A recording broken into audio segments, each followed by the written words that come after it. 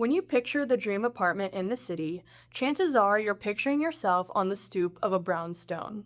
They're everywhere in pop culture, the ultimate symbol of the best of urban luxury. The brown sandstone that gives these historic homes their iconic weight is actually incredibly soft, delicate, and prone to literally peeling away. And the only reason they exist? They were built to be cheap. To understand how a budget shortcut became a commodity, you have to look at the massive urban density crisis of the 1830s. Developers needed an affordable way to build urban housing as quickly as possible.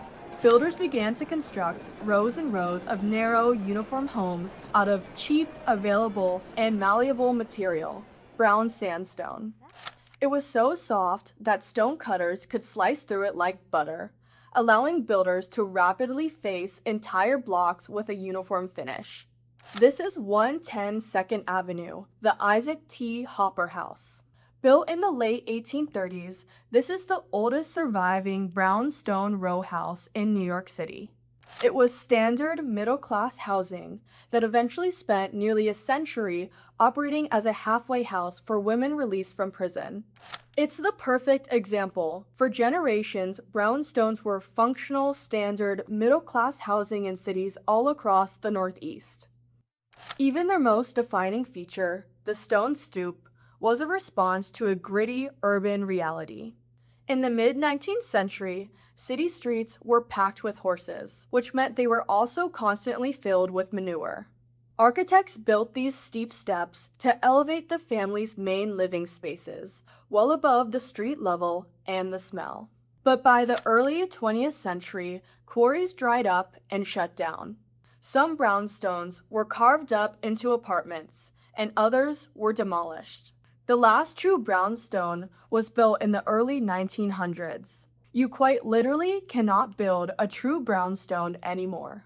Realtor.com data shows that this absolute scarcity has triggered an astronomical design premium, turning modest historical housing into multi-million-dollar commodities. In neighborhoods like Brooklyn's Park Slope, a historic townhouse commands a massive baseline premium compared to a standard condo, with luxury listings going for over $15 million.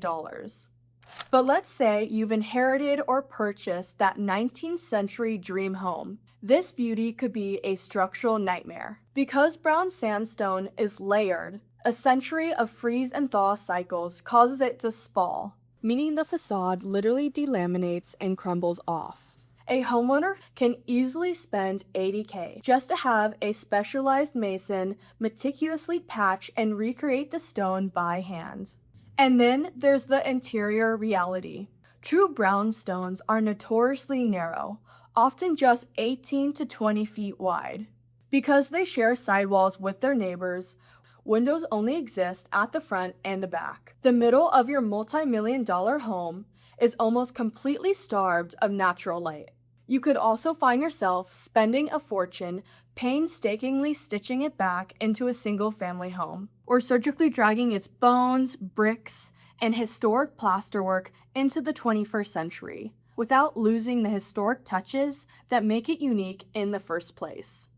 Living in a brownstone means signing up to be a custodian of a fragile, fading piece of American history. Is the architectural romance worth the structural tax? Let us know in the comments.